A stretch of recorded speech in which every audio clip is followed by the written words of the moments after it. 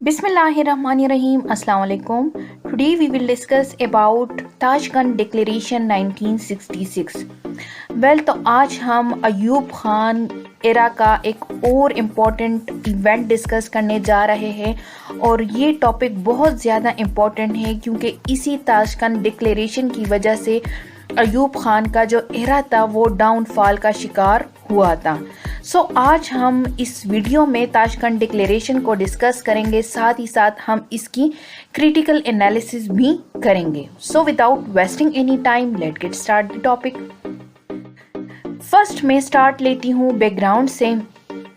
Background में क्या हुआ था कि 6 सितंबर 1965 को इंडिया जो है वो पाकिस्तान के बॉर्डर को क्रॉस करते हुए हमला कर देता है रात की तारीकी में। ठीक है, तकरीबन रात के 3:30 बजे होते हैं जब इंडिया जो है अपनी फोर्सेस को पाकिस्तान में इंटर करते हैं। ठीक है,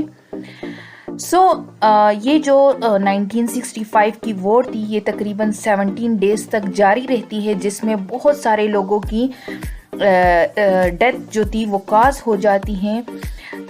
इस मौके पर क्या होता है कि जो यूनाइटेड स्टेट ऑफ अमेरिका था और सोवियत यूनियन था वो क्या करते हैं, वो इस सूरत हाल में आगे आते हैं और यूनाइटेड नेशन को फोर्स करते हैं, कहते हैं कि इन दोनों कंट्रीज के बीच में पीसफुल सेटलमेंट की जाए ताकि जो इनकी वजह से जो ग्लोबल पीस है जो इफेक्ट हो रही है तो वो स्टॉप हो सके। ठीक है, हुआ यूं कि the efforts of the United Nation board peace between both the countries agreed for the ceasefire. मतलब ये है कि यूनाइटेड नेशन के एफर्ट्स की वजह से दोनों कंट्रीज के बीच जो थी एक एग्रीमेंट साइन हुई सीज फायर के लिए। बट बिसाइड देट जो सोवियत यूनियन का प्राइम मिनिस्टर होता है कोसेगन, उनका बहुत बड़ा रोल था इस ताशकंद डिक्लेरेशन में, क्योंकि इन्होंने ही क्या किया, इन दोनों जो पाकिस्तान के प्रेसिडेंट थे सदर अयूब खान और इंडिया के जो प्राइम मिनिस्टर थे लाल बहादुर शास्त्री, उनको इनवाइट किया उज़्बेकिस्तान के कैपिटल ताशकंद में। ठीक है, जहां पर इन दोनों के बीच में एक पीसफुल एग्रीमेंट होता है जिसको ताशकंद डिक्लेरेशन कहा जाता है। The president Ayub Khan along with the 16 delegate, जिसमें foreign minister Zulfikar Ali Bhutto, minister of information Khwaja Shahabuddin, minister of trade Ghulam Farooq शामिल होते हैं। इसके अलावा कुछ सिविल और फौजी अफसरान भी इस डेलीगेशन में इस वफ्द में शामिल होते हैं और वो 3 जनवरी 1966 को उज़्बेकिस्तान के कैपिटल ताशकंद में तशरीफ़ ले जाते हैं। ठीक है, जबकि दूसरी तरफ जो इंडियन प्राइम मिनिस्टर होते हैं लाल बहादुर शास्त्री, वो भी अपनी डेलीगेशन के हमरा ऑन द सेम डे वहाँ पर पहुँचते हैं। दोनों जो मेंबर्स होते हैं उनके दरमियान मुज़ाकरात होते हैं, निगोशिएशंस होते हैं तकरीबन 7 दिनों तक। इन मुज़ाकरात में जो हालात होते हैं वो बदलते रहते हैं, क्योंकि इन मुज़ाकरात में जो लाल बहादुर शास्त्री थे वो कश्मीर का जिक्र करने से साफ इनकार कर रहे थे, क्योंकि इनका मौक़िफ़ था कि कश्मीर का मसला जो है वो पहले से तय शुदा है, इसलिए ये मुज़ाकरात जो है ये सिर्फ़ और सिर्फ इस जंग के नतीजे में जो पैदा होने वाले मसाइल हैं उनको हल करने के लिए किए जा रहे हैं। जबकि दूसरी तरफ जो पाकिस्तानी डेलीगेशन होता है वो कश्मीर का जिक्र किए बगैर किसी भी एग्रीमेंट के लिए तैयार नहीं थे, क्योंकि इनका ख्याल था कि पाकिस्तानी जो वफ़द थी, जो डेलीगेशन थी, वो कह रहे थे कि हम कोई भी एग्रीमेंट जो है वो कश्मीर का जो मसला है उनको सॉर्ट आउट किए बगैर एग्रीमेंट नहीं करेंगे। ठीक है, और वो कह रहे थे कि हम यहाँ से बगैर किसी एग्रीमेंट के चले जाएंगे अगर लाल बहादुर शास्त्री कश्मीर के इशू पर बात नहीं करना चाहते।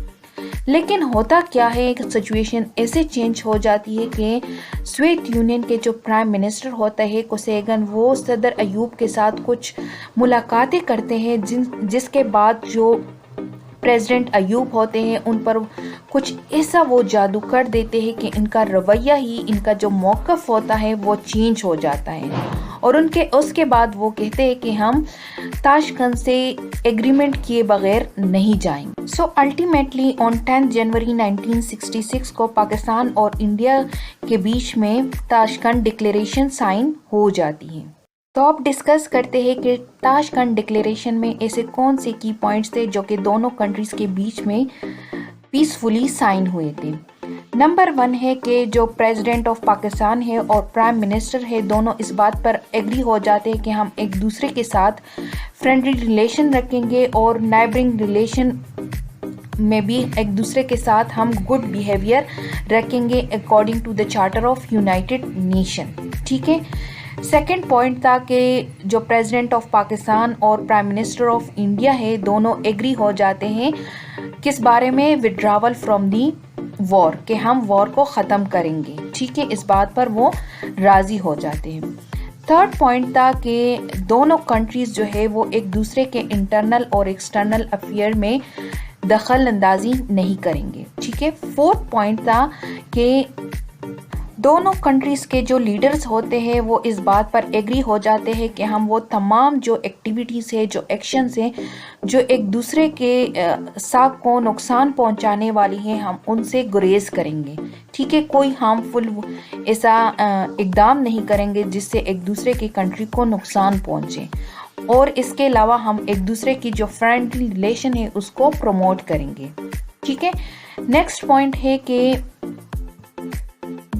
they agreed that the higher commissions of Pakistan and India should come back to their post। ठीक है, कि जिन जिन पोस्टों पर जो कमिश्नर्स पाकिस्तान और इंडिया के इस जंग के मौके पर आगे आए हुए थे उनको वापस अपने पोस्टों पर जाना चाहिए। ठीक है। नेक्स्ट पॉइंट था they agree to make efforts for increasing bilateral trade and strengthening economic ties between the two countries। ठीक है। नेक्स्ट पॉइंट था कि जो 1965 का वॉर है जिसके नतीजे में जो बहुत सारे कैदी थे जो कि पाकिस्तान ने कैद करवाए थे इस जंग में, तो इस एग्रीमेंट में ये भी साइन हो जाता है कि हम उस प्रिजनर को रिहा करेंगे, मींस एक दूसरे को हम हवाले करेंगे। लास्ट पॉइंट थी इस डिक्लेरेशन की कि इस जो 1965 की वॉर थी इसमें पाकिस्तान ने इंडिया के कुछ एरियाज थे उनको कब्जा कर लिए थे। तो इस एग्रीमेंट में वो क्या करते हैं कि पाकिस्तान उस प्रॉपर्टी को या जो इंडिया ने पाकिस्तान से जो प्रॉपर्टी गिर रखी थी इस जंग में तो वो एक दूसरे के हवाले करेंगे। तो ये ताशकंद डिक्लेरेशन और एग्रीमेंट जो कि दोनों कंट्रीज़ के बीच में साइन हुआ था। इस ताशकंद डिक्लेरेशन की वजह से दोनों जो कंट्रीज़ के लीडर्स होते हैं इन पर बहुत ज़्यादा तनकीद होती है, क्रिटिसिज्म होता है। अगर हम पाकिस्तान की बात करें तो पाकिस्तान की तरफ से जो सदर अयूब खान थे उनको बहुत ज़्यादा तनकीद का निशाना बनाया जाता है।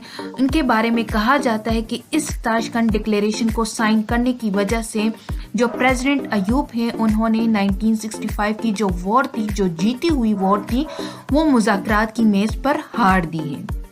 दूसरा जो तनकीद था जो अयूब खान के ख़िलाफ़ किया जा रहा था वो ये था कि इस ताशकंद डिक्लेरेशन की साइन करने की वजह से अयूब खान ने जो कश्मीर का इशू था वो हमेशा हमेशा के लिए दबा दिया है। ठीक है, क्योंकि जो तनकीद करने वाले, जो तबसरा करने वाले लोग थे उनका कहना था कि यही वो वक्त था कि अयूब खान जो था वो इस मौके पर जो कश्मीर का इशू था वो सॉर्ट आउट कर सकता था। इसके अलावा अगर और इसकी वजाहत की जाए तो उस टाइम जो था वो दौर जो था वो कोल्ड वॉर का दौर चल रहा था जिसमें यूरोप में अमेरिका जो था वो बहुत ज़्यादा इन्फ्लुएंशियल था।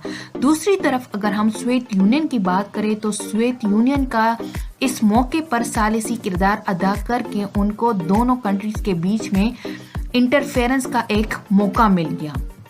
इसके اس کے علاوہ یہاں پر میں ایک اور بات ایڈ کرتی چلوں کہ جو شہاب نامہ ہے ریٹن بائی قدرت اللہ شہاب اللہ، انہوں نے اپنے کتاب میں لکھا ہے کہ اس ڈکلیریشن میں اس تاشقند کی جو ایگریمنٹ ہو رہی تھی، اس موقع پر جو فورن منسٹر ہوتے ہیں ذوالفقار علی بھٹو، وہ صدر ایوب کو کچھ اس حوالے سے مشورہ دیتے ہیں، تو وہ اس موقع پر ان کو خوب ڈانٹ دیتے ہیں اور ان کو کچھ ایسے الفاظ کہتے ہیں کہ الو کے پٹے بکواس بند کرو۔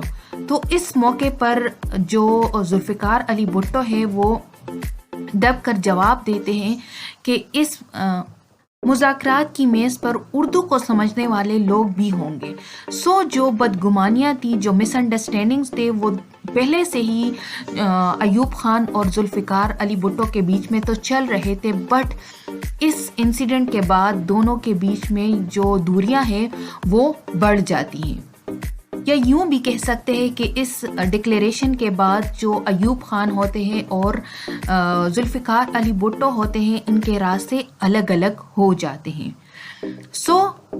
ان شارٹ میں یہ کہتی چلوں کہ جو تاشقند ڈکلیریشن ہے، it was one of the main reason of his downfall. While on the other hand اگر ہم انڈیا کی بات کریں تو انڈیا میں بھی اس ایگریمنٹ پر، اس ڈکلیریشن پر بہت زیادہ کرٹیسزم ہوا، اور اس ایگریمنٹ کے اگلے ہی دن کیا ہوا کہ جو پرائم منسٹر لال بہادر شاستری ہیں، ان کی اچانک سے ڈیتھ واقع ہو جاتی ہے because of the sudden heart attack, and after him no one accepted this declaration اور agreement and it was ignored by the next government. So this was all about the Tashkent Declaration. Hope you guys will understand this. And if you have any question, do write your question in the comment section below. And if you like my video, do subscribe my channel and hit the bell icon. Thank you for watching my video. Allah.